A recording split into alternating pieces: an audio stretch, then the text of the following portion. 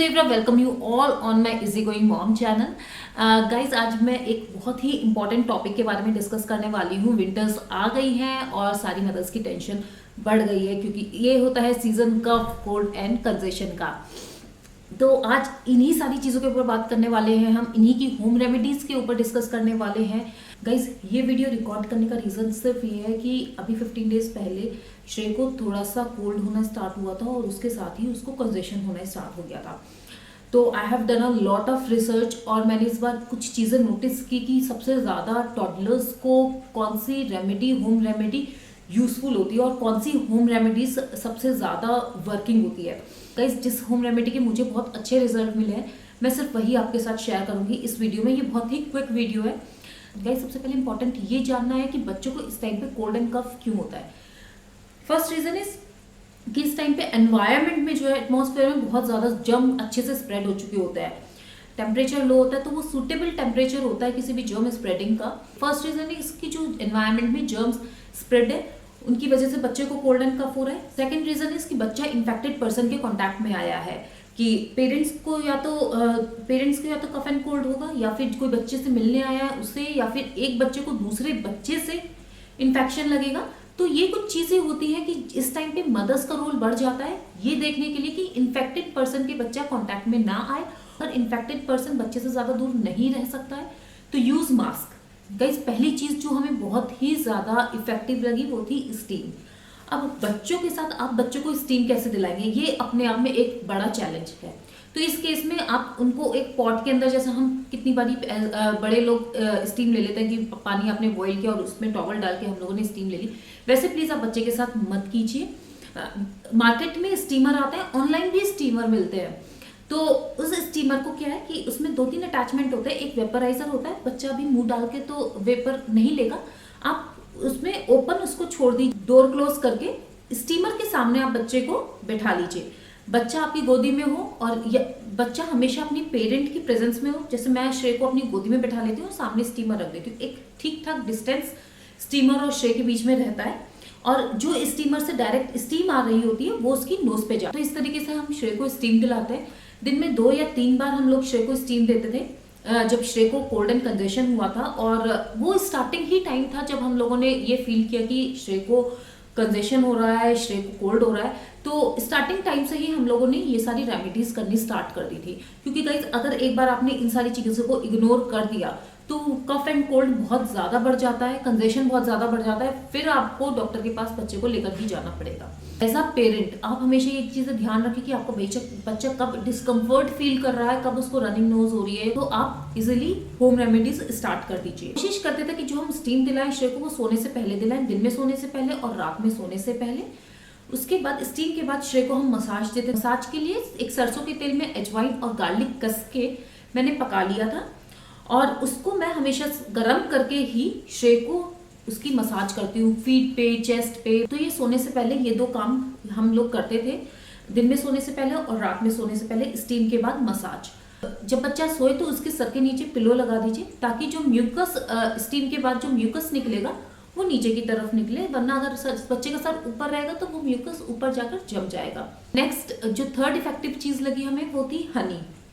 Make sure कि आपका बच्चा 1 साल से बड़ा हो तभी आप उसको हनी दे सकते हैं। स्पून में आपने हनी ले लिया, उसमें 2-3 स्पून आपने जिंजर का जो रस है वो आपने डाल दिया, 2 ब्लैक पेपर आपने क्रश करके वो उसमें ऐड कर दिए और वो आप बच्चे को खिलाएं। तो ये चीज़ जो है ये रेमेडी आप दिन में 2 बार कर सकते हैं। श्रेय जो है वो अभी 2 साल का है तो उसने ये रेमेडी बहुत ज़्यादा पसंद नहीं की थी। इस ब्लैक पेपर और जिंजर वाली जो रेमेडी थी वो मैंने जब उसकी तबीयत ज़्यादा खराब थी तभी मैंने यूज़ की थी क्योंकि वो बहुत मुश्किल से वो खाता था। लेकिन मैंने उसकी रेगुलर डाइट में जो ऐड किया हुआ है वो है ल्यूकवार्म वाटर में मैं उसकी ½ टीस्पून हनी ऐड करती हूँ और साथ में लेमन ड्रॉप्स ऐड करती हूँ, लेमन जूस ऐड करती हूँ। सो ये एक तरीके का नींबू पानी बन जाता है और सारे बच्चों को बहुत पसंद होता है। तो ये चीज़ है जो बच्चा सुबह उठता है तो जब आप उसको उठने के बाद आप उसको डायरेक्ट ये गर्म पानी और नींबू और हनी वाली चीज़ दे सकते हैं। ये बहुत ही ज़्यादा बेनिफिशियल होती है बच्चों के लिए क्योंकि पहली बात हनी जो है वो मेटाबॉलिज्म में भी हेल्प करता है, कफ एंड कोल्ड में भी हेल्प करता है और लेमन जो है वो इम्यूनिटी बूस्टर होता है। तो ये अगर आपका बच्चा पूरी विंटर्स ले रहा है ना तो बहुत कम चांसेस हो जाती हैं बच्चे को कफ एंड कोल्ड की। नेक्स्ट जो सारी मदर्स का फेवरेट होता है, सारी नानियों का फेवरेट होता है, सारी दादियों का फेवरेट होता है, आप उनसे कभी भी कुछ भी हुआ है आपके घर में और अगर आपने अपनी मम्मियों से सजेशन कभी मांगा होगा तो उनका एक ही सजेशन होता है, वो है हल्दी दूध। बहुत सारी मदर्स का इशू होता है कि हमारा बच्चा हल्दी दूध नहीं पीता है। तो अभी जो मैंने श्रेय को एक नए तरीके से हल्दी दूध बनाकर देना स्टार्ट किया और वो उसको बहुत पसंद भी आया, तो मैं उसकी रेसिपी आपके साथ शेयर करती हूँ। मिल्क में मैंने 1/4 स्पून टर्मरिक डाला, बहुत ज़्यादा आपको टर्मरिक नहीं डालना है। जिंजर मैंने इसमें कस के डाला, तुलसी डाली और black pepper 2-3 black pepper crush करके डाले। तो जो तुलसी का टेस्ट होता है ना वो बच्चों को बहुत पसंद आता है। इन सारी चीज़ों को बॉईल किया और लास्ट में मैंने ऐड की जैगरी, गुड़। जी हाँ, अगर आप उसमें गुड़ ऐड कर देंगे तो ये चीज़ एक तो सबसे पहले बच्चों को बहुत पसंद आती है, गुड़ का दूध जिसमें तुलसी वगैरह सब ऐड होता है। और इस तुलसी जो है वो एंटी इन्फ्लेमेटरी भी होती है, प्लस इम्यूनिटी बूस्टर होती है एंड बच्चों के मिल्क में ये टेस्ट एनहेंस करती है। तो ये हर कंडीशन में ये विन विन रेमेडी है। और आई थिंक ये हमें बच्चों को अगर फीवर नहीं भी हो रहा है तो हमें थोड़े ऑल्टरनेटिव डेज पे 2-3 दिनों में बच्चे को ये मिल्क बनाकर देना चाहिए, स्पेशली इन विंटर्स। जैगरी बच्चों के लिए जाड़ों में बहुत अच्छी है, विंटर्स में बहुत अच्छी है। और ये रेमेडी श्रेय के लिए बहुत यूजफुल रही है। अगर बच्चा हल्दी दूध नहीं पी रहा है तो आप एक और रेमेडी फॉलो कर सकते हैं। 1 कप पानी बॉईल करें, उसमें अदरक को कस के डालें, साथ में 2-3 काली मिर्च को क्रश करके डालें, 3-4 तुलसी पत्ता डालें और लास्ट में जैगरी डाल दें। तो ये पानी 1 कप पानी हो जाएगा।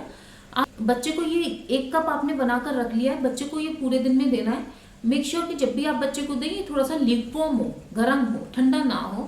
और बच्चे को एक बार में 2-3 चम्मच आप बच्चे को दे दें और दिन में 3-4 बार आप करके देंगे तो ये पूरा पानी खत्म हो जाएगा और ये बहुत ही इफेक्टिव सोल्यूशन है। तो या तो आप बच्चे को हल्दी दूध दे सकते हैं या फिर बच्चे को आप ये दे सकते हैं। जब बच्चे की तबीयत खराब है, कफ कोल्ड और कंजेशन है, तो कोशिश करें कि बच्चे की डाइट में आप खिचड़ी और सूप ऐड करें। सूप में क्या होता है कि काली मिर्च होती है, गार्लिक होता है, अदरक होता है और वेजिटेबल होती है, तो ये जब ये अंदर जाता है तो बच्चे को काफ़ी सूदिंग फील होता है। और हमें देख खिचड़ी उसमें खूब अच्छा सा घी डालकर और गरम गरम ही खिचड़ी बच्चे को खिलाएं। गाइज ये थी बहुत ही क्विक वीडियो। और अगर आप चाहते हैं कि मैंने यहाँ पे होम रेमेडीज बताई हैं उसकी मैं डिटेल वीडियो बनाऊँ कि कैसे मैं बनाती हूँ और कैसे मैं श्रेय को देती हूँ, तो please let me know in comment box. Guys ये चैनल बनाने का सिर्फ एक ही रीज़न है क्योंकि मोस्टली मदर्स जो हैं आजकल न्यूक्लियर फैमिली में रहती है, जैसे कि मैं न्यूक्लियर फैमिली में रहती हूँ।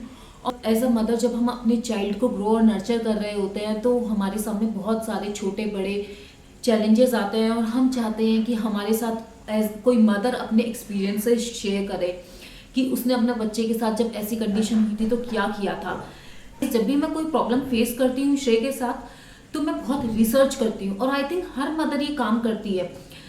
और जब मैं रिसर्च करती हूँ तो मुझे ऐसा लगता है क्यों ना ये सारी चीज़ें दूसरी मदर्स के साथ भी शेयर हो और उनकी हेल्प हो। So guys thank you very much and please let me know in comment section कि ये वीडियो आपको वैल्यूएबल लगी है कि नहीं।